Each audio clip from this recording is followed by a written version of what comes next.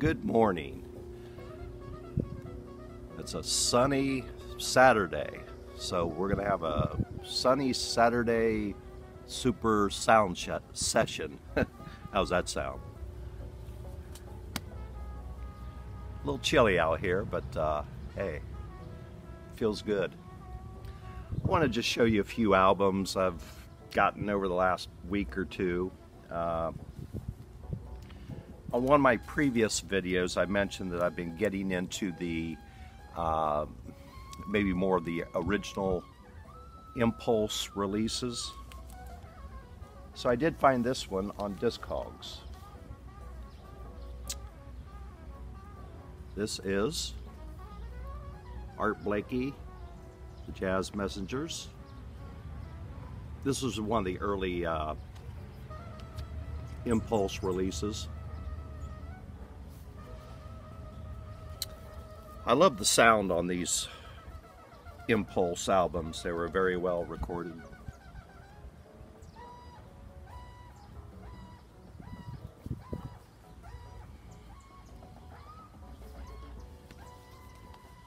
Now this particular album, like I said, it was recorded in June of 1961, and it was released a couple months later in September of 1961. It is a Rudy Van Gelder engineered recording. Now if you notice on here, see Art Blakey was recording for Blue Note at the time. I don't know if you can read this. It says courtesy of Blue Note Records. So I never really quite understood. I assume like Art Blakey he probably had to make so many records for Blue Note, and maybe he was not exclusively signed, so he was able to go to Impulse to make a single album like this. So the players on this album are very good. You got Art Blakey on drums, Lee Morgan on trumpet, Curtis Fuller on trombone, Wayne Shorter on tenor sax, Bobby Timmons on piano, and Jimmy Merritt on bass. Now this is probably, I would call it a typical, if you may say, run-of-the-mill Jazz Messengers album, which run-of-the-mill, there's not a bad Jazz Messenger album out there as far as I'm concerned, especially in the 50s and 60s. Just really good bopping music. Now one thing on here, on this particular album, I think there are 6 songs, and only one of them is like an original, and Curtis Fuller wrote that. That's the first song, called A La Mode. The rest of them are standards, not particularly popular standards, a little more well hidden, but it's this album sounds fantastic. If you're into Art Blakey and the Jazz Messengers and have a chance to pick this up, I would definitely do it. I'm not sure about the reissues, if they've had very many of them or not. Okay, the next album I will show. I've been getting into the Blue Note Tone Poet series,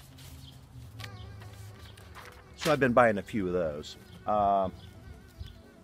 and this is one of the latest. It is Joe Henderson, State of the Tenor, Volume 2 on Blue Note. Now this was recorded in 1985 and released in 1986. It is a live recording at the Village Vanguard. This is just a 3-piece group.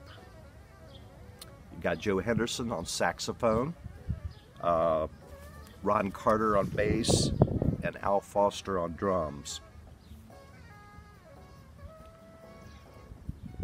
like I said, this was recorded live. These Tone Poets series, they're excellent recordings. The sound quality is fantastic. This particular live recording, it's I don't know if they asked the audience to be quiet during the recording or if they just toned down the ambient mics. It's like you don't hear anything except the band, and then at the end, you know, you'll hear the applause and everything. So it really sounds almost like a studio album. I would prefer to hear some glasses tinkling in the background, but whatever. I have mixed feelings about this album. It is a 3-piece, so that could be a little tricky to pull off. Joe Henderson has always been one of my favorite saxophonists. He grew up about 30 miles from where I live, and he was always a very progressive musician. If he was not on the complete leading edge, he was right there, much like Herbie Hancock and people like that. So it's a pretty, what you would call minimalist recording. There are 6 tracks. Joe Henderson wrote 2 of them. They do versions of Monk song, a Charlie Parker song, Soulville by Horace Silver, and Portrait by Charles Mingus. Now, some of these songs they cover, they had originally pretty extensive arrangements, so they're paring it down to a 3-piece, just a saxophone lead. That gets a little tricky. So I don't know. I'm glad I got it, but I'm probably not going to be playing it.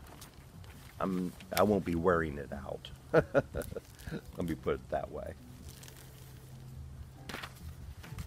Now, the next album I have is also a Tone Poet.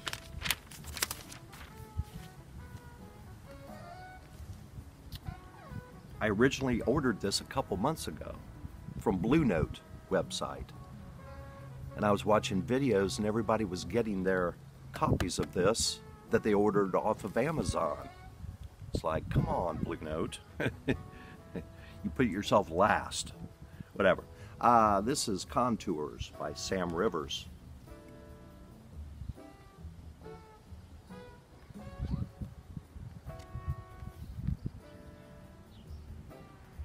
And these Tone Poet, they're basically like Music Matters. They're just wonderful.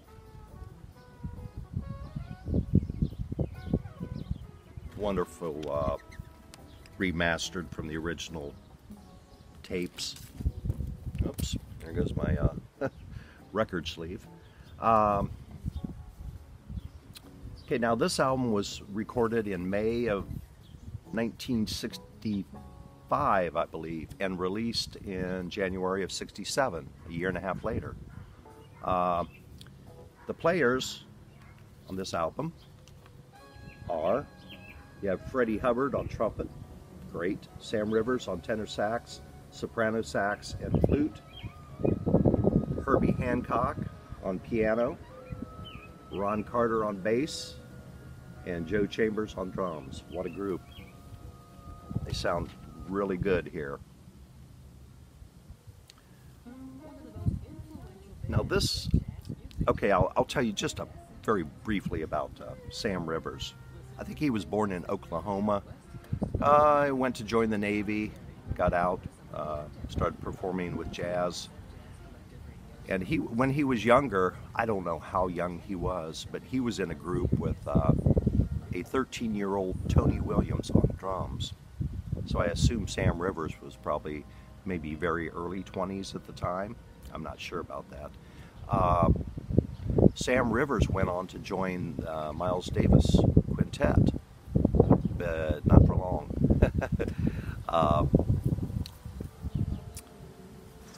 Just hold on, I'm gonna get a record sleeve.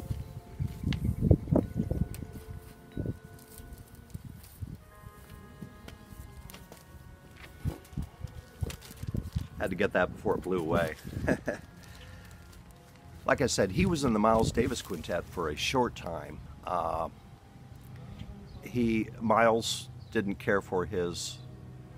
Sam Rivers is basically more of a free avant-garde. So some of his solos would kind of be out there, and Miles was not that much into that. So he politely told him to leave the group. And as a replacement, they got Wayne Shorter, joined Miles Davis. So it worked out good for both musicians, I think. Now this album, a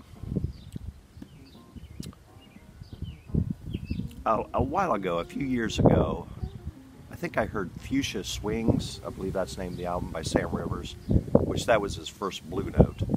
And at the time, it was a little too far out for me, and so I did not get it. And this came out. This was actually his second Blue Note album, right after Fuchsia.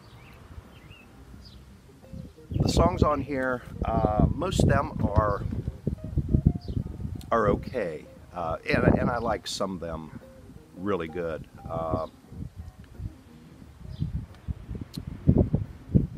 There's one song on here, it would be the last song on the first side. He gets really free, and you know, when I start hearing the horns squonk and honk, I have a little heart problem. But he gets back into the groove on the second side. The first song is called You Terre. He plays the flute. You've got Freddie Hubbard on trumpet. And it's just a beautiful song. I love it. It ends up with a mellifluous cacophony is the name of the song. Pretty much a bop, hard bop. Cooks. Sounds excellent to me. So, I kind of like that album. It's a little different.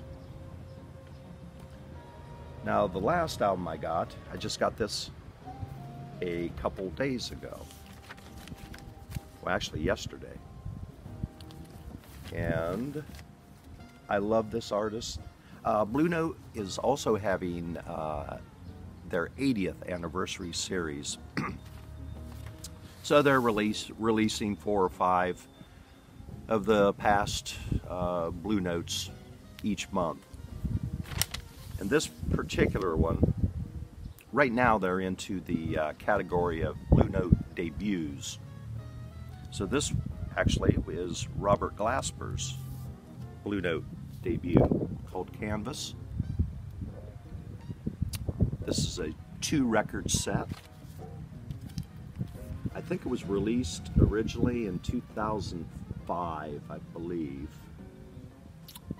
Yeah, 2005. Show you the gatefold.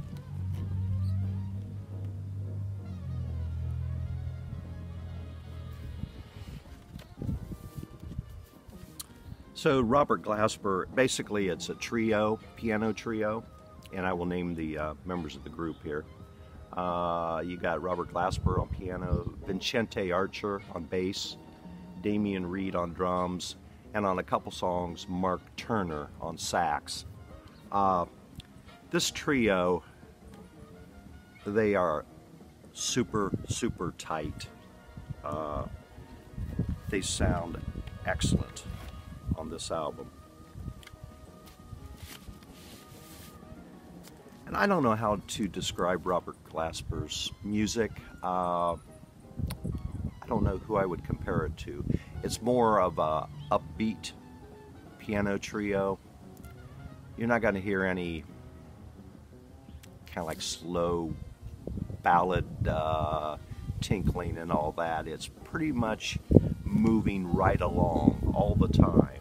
And that's why I like Robert Glasper. I will show you the label, which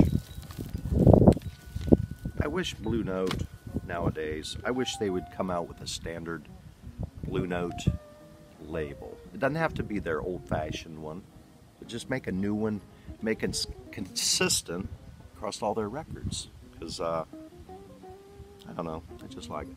I don't know if you can see this or not. It's pretty glary. Pretty much a nondescript label as far as I'm concerned.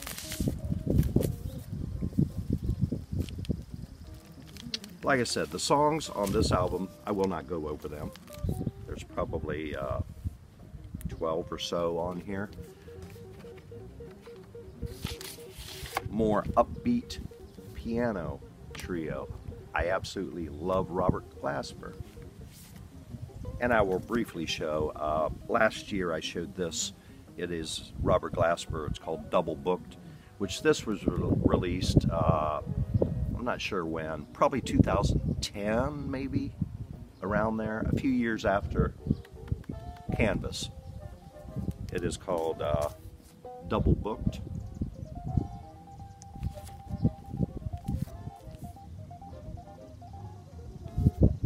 And actually, this is a 2-record set. The first record is Robert Glasper Trio.